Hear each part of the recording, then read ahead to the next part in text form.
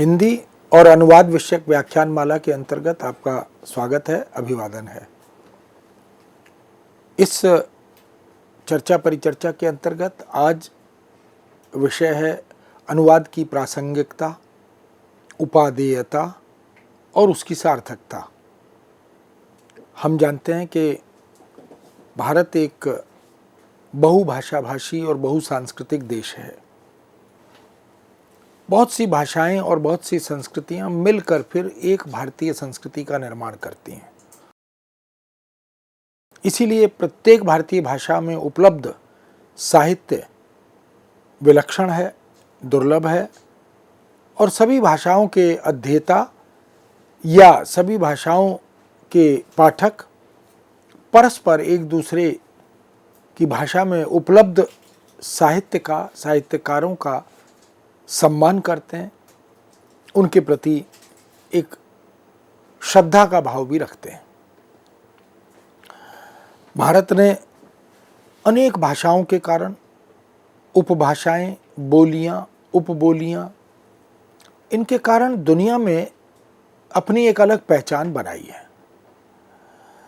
और जब उन समस्त भारतीय भाषाओं के साहित्य को, उनकी रचनाधर्मिता को, उनकी सृजनात्मकता को हम देखते हैं तो भारतीय साहित्य की या समेकित भारतीय साहित्य की एक अवधारणा हमारे सामने आती है। और इस अवधारणा से ही हम सार्वभौमिकता को सिद्ध करने का प्रयत्न भी करते हैं। यानी उसके लिए हमें अनुवाद का आश्रय लेना होता है। अनुवाद हमें अलग अलग राज्यों के, अलग अलग भाषाओं के सांस्कृतिक गौरव से जोड़ता है, उनकी सार्थकता और महत्ता से अवगत कराता है, उनके संस्कार उन भाषाओं में और उन भाषाओं के साहित्य में व्यक्त संस्कृति, चरित्र, पात्र, कथाएं, घटनाएं, उन सब से भी अवगत कराता है। और सब में सबसे अधिक महत्वपूर्ण है कि सभी में राष्ट्र सर्वोपरि है, राष्ट्रीय एकत्व का भाव सर्वोपरि है। इसलिए विश्व में जो मानवीय ज्ञानात्मक और भावात्मक संवेदना है पूरी दुनिया में, वो चाहे यूरोपीय संस्कृति में देखें या भारोपीय संस्कृति में देखें, मानव मात्र या मनुष्यता की जो ज्ञानात्मक और भावात्मक संवेदना है उसे संरक्षित करने, प्रचारित करने, विनिमय करने की दृष्टि से अनुवाद ने कारगर भूमिका निभाई है। और हम एक दूसरे की भावनाओं का आदर करते हैं, उसे आत्मसात करते हैं, उसका सम्मान करते हैं और किसी न किसी हद तक हम भावनात्मक और ज्ञानात्मक एकत्व का भाव भी अनुभव करते हैं।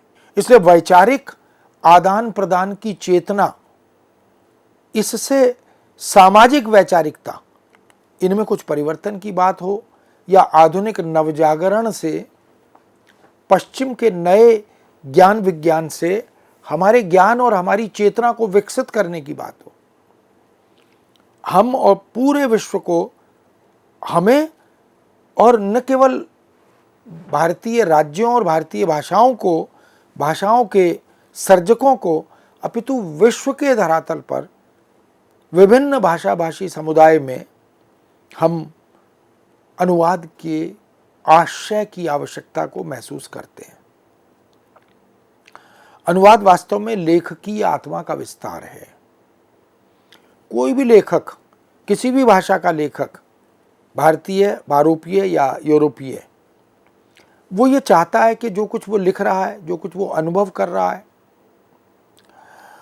उसको केवल उसी भाषा के पाठकों तक सीमित न रखा जाए, उसका विस्तार हो, उसकी व्यापकता सिद्ध हो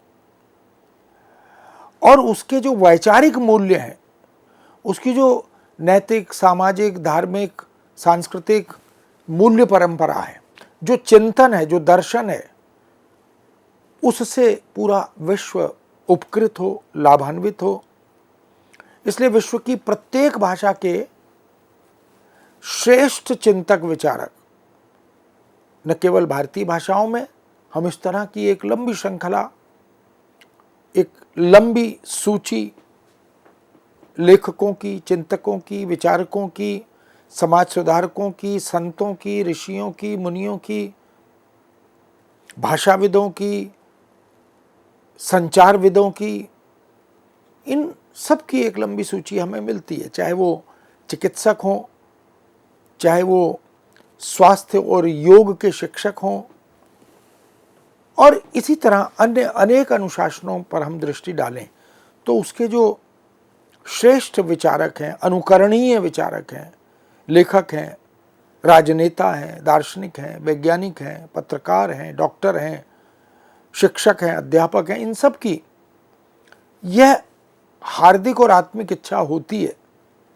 कि उनकी उपलब्धि से, उनके ज्ञान से, उनके द्वारा प्रस्तुत की गई, उद्घाटित की गई नई नई स्थापनाओं से ये पूरा विश्व उपकृत हो, लाभान्वित हो, आत्मिक आनंद की अनुभूति होती है और एक लोक कल्याण, विश्व कल्याण की भावना का बोध भी होता है।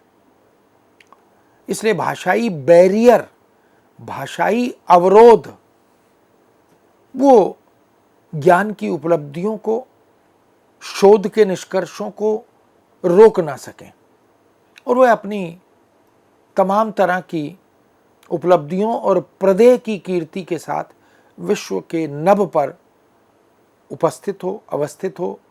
ऐसा प्रत्येक रचनाकार, प्रत्येक चिंतक विचारक चाहता है। इसके लिए वह यह भी चाहता है कि उसके प्रदेय का देश विदेश की अनेक भाषाओं में अनुवाद हो।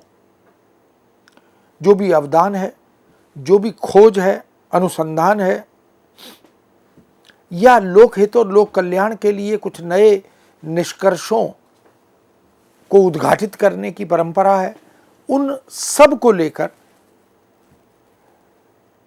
खोजी, चिंतक, विचारक, लेखक ये चाहता है कि वह अन्य अनेक भाषाओं में उस विचार के साथ पहुंचे, उसका स्वागत, उसका अभिनंदन हो। इसलिए अनुवाद इस दृष्टि से बड़ा महत्वपूर्ण और प्रासंगिक हो जाता है।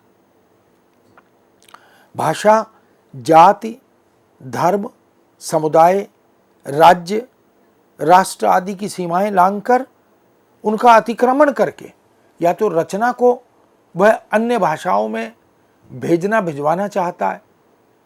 वह यह भी चाहता है कि अन्य भाषा भाषी इस अवरोध या बैरियर को तोड़कर उसकी रचना का साधिकार आनंद लें। वह रचना, उस रचना का कथ्य, उसका कथानक, उसकी वस्तु, उसके पात्र निर्बाध गति से दुनिया के पाठकों तक, दुनिया के साहित्य प्रेमियों तक पहुंच सके। बस अब केवल अनुवाद से ही संभव है और अन्य कोई उपाय, क्योंकि व्यक्ति की भाषा अर्जन की, भाषा सीखने की सीमाएं हैं और दुनिया तो असंख्य भाषाओं से सजा हुआ एक गुलदस्ता है। इसलिए अनुवाद बहुत महत्वपूर्ण है। उसकी उपादेयता, उसकी प्रासंगिकता असंदिग्ध है। अनुवाद संवेदनाओं और स्पंदनों को जोड़ने का एक सूक्ष्म सूत्र भी है। बहुत बारीकी से भाव के धरातल पर, संवेदना के धरातल पर, विचार के धरातल पर, अनुभूति के धरातल पर अनुवाद हमें तमाम अवरोधों से बाहर निकाल के ऊपर, यानी एक प्रकार से लोकोत्तर धरातल पर ले जाकर हमें जोड़ने का काम करता है। इसलिए दुष्कर दुस्साध्य कार्य को भाषा साधना से ही पाया जा सकता है। भाषा भी एक प्रकार की साधना है। तो रचनाकार जैसे शब्दों की साधना करता है, भाषा की साधना करता है, अनुवादक भी उसी तरह अनुवाद करते हुए शब्दों की और भाषा की साधना करता है, भाषा के अंगों की साधना करता है। इसीलिए साहित्य विशेष के संदर्भ में तो इसे परकाया प्रवेश की साधना कहा भी गया है। परकाया प्रवेश विरले विलक्षण साधक ही कर पाते हैं, सभी के लिए यह संभव नहीं होता। अनुवाद के विषय में संत कबीर ने तो जो बात भक्ति के संदर्भ में कही है वो वास्तव में अनुवाद और अनुवादक पर बहुत सटीक प्रतीत होती है। ये तो घर है प्रेम का, खाला का घर नाही, शीस उतारे भुई धरे तो ये घर में जाए। जैसे भक्ति और साधना का मार्ग खाला का घर नहीं है, मौसी का घर नहीं है कि कोई भी आए और प्रवेश कर ले। ये अनुवाद भी उसी तरह भक्ति और साधना मार्ग की तरह चुनौतियों से भरा हुआ, आत्मत्याग से भरा हुआ, विलक्षण समर्पण से भरा हुआ अनुशासन है, क्षेत्र है। इसलिए इसे कोई खाला का घर न समझे। जैसे भक्ति और प्रेम के संदर्भ में कवियों ने, संतों ने हमारा ध्यान इसी बिंदु की ओर आकृष्ट किया। शीस उतारे भुई धरे, ये जो अर्हता है, यह जो इस घर में प्रवेश करने की योग्यता है, वो है अपना सर उतार कर बाहर रख देना। ये जो सर है ये दंभ का, ये अहंकार का प्रतीक है। जब तक हम अहंकार से जुड़े रहते हैं तब तक हम ईश्वर को प्राप्त नहीं कर सकते, उसकी परिकल्पना भी नहीं कर सकते। इसलिए ये कहा कि शीस उतारे भुई धरे, पहले इस अहंकार से अपने को मुक्त करो और फिर उसे प्राप्त करने की परिकल्पना करो। अनुवाद भी सामान्यतः अनुवादक यह मानने लगता है कि उसने जो अनुवाद किया वो अंतिम है, वो सर्वश्रेष्ठ अनुवाद है, उससे अच्छा अनुवाद कोई और कर ही नहीं सकता। जबकि वस्तुस्थिति यह है कि अनुवाद के बारे में कहा जाता है कि translation is an endless travelling, अनुवाद एक अंतहीन यात्रा है। इसलिए दंभ तो, अहंकार तो वहां होना ही नहीं चाहिए। कोई भी व्यक्ति आपके किए हुए अनुवाद से बेहतर अनुवाद भी कर सकता है। आप स्वयं अपने अनुवाद को, अपनी अनुदित सामग्री को कुछ समय के अंतराल के बाद, 4-6 महीने बाद देखेंगे तो आपको ही लगेगा कि इसमें संशोधन, संवर्धन, परिवर्धन की आवश्यकता है। ये जो सतत विकास है मानसिकता का, विचार का, बुद्धि का, मेधा का, ये प्रेरित करता है। और हमें अनुवाद के बारे में ये याद रखना ही होता है कि वह तो अभ्यास आधृत विधा है। करत करत अभ्यास के जड़मती होत सुजान, रसरी आवत जात ते सिल पर परत निशान। जितना अभ्यास करते हैं, और अंग्रेजी में भी कहते हैं practice make a man perfect, तो अपने अहंकार को छोड़कर, दंभ को छोड़कर हमें अनुवाद की दुनिया में उतरना चाहिए। अनुवाद परोपकार का कार्य है, लोकहित, जनहित, राष्ट्रहित, परहित का कार्य है, सर्वहित का कार्य है।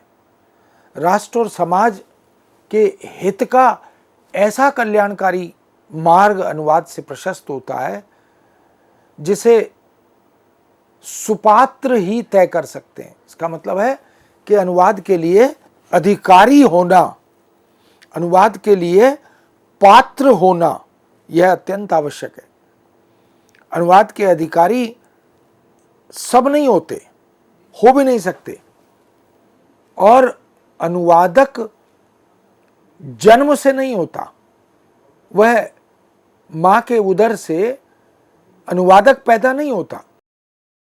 उसे धीरे धीरे इस वृत्ति को अपने भीतर विकसित करना होता है, एक मौलिक सृजन करना होता है।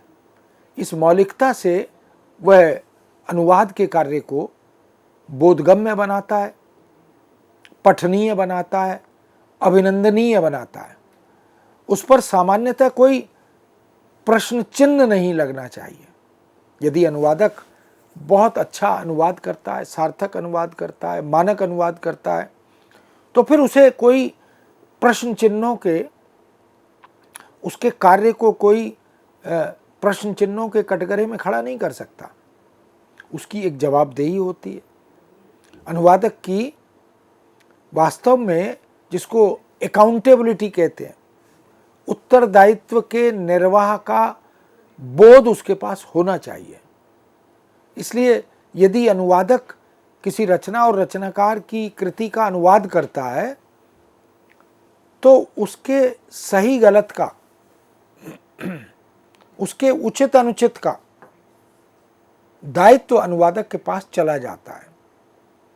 हम अनुदित रचना में की गई त्रुटियों और गलतियों का जो दोष है वो लेखक पर आरोपित नहीं कर सकते, क्योंकि अनुवाद वास्तव में दूसरे के गर्भ को धारण करने का एक कठिन और साधना सापेक्ष कार्य है। तो सोचने और समझने की ये भाषा मनोमस्तिष्क में एक संरचना तो निर्मित करती है। शब्द चयन है, व्याकरणिक व्यवस्था है, और जब हम सामने वाले ग्राहक या श्रोता को ध्यान में रखकर उसे मौखिक या लिखित रूप में व्यक्त करते हैं तो निश्चित रूप से वह लक्ष्य भाषा में अंतरित होता है। हमारे नीति शास्त्र में तो ये बात बार बार दोहराई गई है कि पहले तोलो फिर बोलो, यानी जो कुछ बोलना है मौखिक रूप में उसको पहले मनोमस्तिष्क में उसकी संरचना बना लीजिए, उसके बारे में सोच लीजिए। यदि कुछ भी अनर्थ प्रकट हो गया, व्यक्त हो गया, तो वह अत्यंत चुनौती और कष्ट का कारक बनेगा। इसलिए कहा गया शतम वद मा लिख, 100 बातें बोल लीजिए लेकिन लिखिए एक भी मत। इसका अर्थ क्या है कि यदि लिखें तो सोच समझकर, नाप तोल कर, क्योंकि जो लिख दिया वो दस्तावेज हो जाएगा, वो फिर बदल नहीं सकता, फिर हम उससे इनकार भी नहीं कर सकते।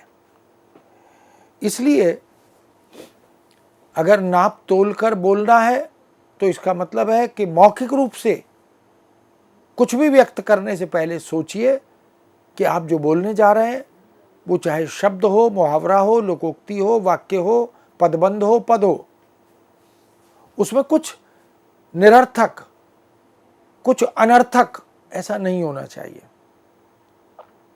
और यदि लिखने जा रहे हैं तो स्वाभाविक है, लिखित तो दस्तावेज होता है, जो एक बार लिख दिया उससे इनकार करना, उसे वापस लेना, ये संभव नहीं हो पाता। इसीलिए संत कबीर ने यह भी कहा, कबीरा जिह्वा बावरी, कह गई सरग पाताल, आप कहीं भीतर गई जूते खात कपाल। ये जो जिह्वा, जो चमड़े की जबान है जो ईश्वर ने हम सबको दी है, वो विश्वसनीय नहीं है। वो जब बोलने पर आती है तो निर्बाध अबाध बोलती चली जाती है, इसीलिए उसे बहुत विश्वसनीय नहीं माना गया। जितना उसे नियंत्रण में रखेंगे, अनुशासन में रखेंगे, उतनी स्थिति ठीक रहेगी, क्योंकि वह कुछ भी उल्टा सीधा, वांछित अवांछित बोलकर खुद तो मुख के अंदर जाकर छिप जाती है, दांतों का ताला लग जाता है, सुरक्षित हो जाती है। तो कबीर कहते हैं आप कहीं भीतर गई, कबीरा जिह्वा बावरी, कह गई सरग पाताल, आप कहीं भीतर गई जूते खात कपाल। खुद तो कुछ भी वांछित अवांछित बोलकर वो अंदर जाकर छिप जाती है, किंतु भुगतना पड़ता है सर को। जूते खात कपाल, कुछ भी उल्टा सीधा वांछित अवांछित बोल दें तो उसके खामियाजे, उसके नुकसान सर को भुगतने पड़ते हैं। इसलिए बहुत सोचकर समझकर बोलना चाहिए। हमारे सोचने की भाषा स्रोत भाषा है, और हम उसे जब व्यक्त करते हैं मौखिक लिखित रूप में तो वह लक्ष्य भाषा बन जाती है। इसलिए मित्रों, भारत के प्रत्येक नागरिक के पास कम से कम एक भाषा तो जन्मजात होती ही है, जो मातृभाषा होती है, और उसे वह माँ के दूध के साथ संस्कार में मिलती है। और दूसरी भाषा उसे इस सृष्टि में आते ही, इस परिकर परिवार समाज में आते ही अर्जित करना होता है। उसे संपर्क भाषा कहते हैं। संविधान के अनुसार उसे लिंक लैंग्वेज भी कहा गया। अपने घर से बाहर निकलकर अड़ोस पड़ोस में, मित्रों में, पार्क में, समुदाय में, परिवार में हम जब जाते हैं तो फिर हमें वो भाषा सीखनी होती है। इसलिए ये संपर्क भाषा भी महत्वपूर्ण है और समाज उस भाषा का शिक्षक बन जाता है। बच्चे अपने मित्रों से उनकी भाषा न जानते हुए भी धीरे धीरे संवाद करने लगते हैं। समाज से अर्जित, समाज से कमाई गई भाषा महत्वपूर्ण भाषा है। पूरे कश्मीर से कन्याकुमारी तक, जिसे संपर्क भाषा के रूप में हिंदी एक महत्वपूर्ण दुर्लभ भाषा है। इसके लिए हम किसी औपचारिक शिक्षा की आवश्यकता महसूस नहीं करते, किसी स्कूल कॉलेज में नहीं जाना पड़ता, और मातृभाषा हम अर्जित करते हैं, कमाते हैं। और कमाई हम जानते हैं कि मेहनत से होती है, श्रम से होती है, साधना से होती है। इसलिए मातृभाषा अर्जित करते हैं, श्रम करते हैं, अभ्यास करते हैं। और संपर्क भाषा हमें समाज से प्राप्त होती है। माँ से उसकी आंगिक चेष्टाओं से हम, कोई भी बच्चा जो बहुत छोटा बालक है वह भी माँ की मुख मुद्रा को समझता है, उसकी आंगिक चेष्टाओं को समझता है, उसके हाव भावों को पढ़ लेता है। और दूसरी भाषा हम जब सीखते हैं वो समाज से सीखते हैं। तो पहली भाषा शिक्षिका माँ होती है और दूसरा भाषा शिक्षक समाज होता है। इन दोनों भाषाओं के मध्य, यानी स्रोत भाषा और लक्ष्य भाषा, इनके मध्य हम अनुवाद प्रक्रिया से गुजरते हैं और एक सेतु का निर्माण, एक पुल का निर्माण हम करते हैं। इसलिए जन्मजात अनुवादक होने का वरदान प्रत्येक भारतीय को उपलब्ध है। भारत भूमि पर जन्म लेने से वह उसे प्राप्त हो जाता है। तीसरी भाषा हम स्कूल कॉलेज में जाकर सीखते हैं और चौथी भाषा हम कार्यालय या व्यवसाय में जाकर सीखते हैं। और इसी तरह समस्त जो भाषाएं हैं जितनी भी, उनके बीच परस्पर आदान प्रदान, विचार विनिमय का सिलसिला जब चलने लगता है तो इसमें अनुवाद अपनी महत्वपूर्ण भूमिका निभाता है। मित्रों, इस विषय को यहाँ विराम देते हैं, पुनः आपके समक्ष उपस्थित होंगे। आज्ञा दीजिए। नमस्कार।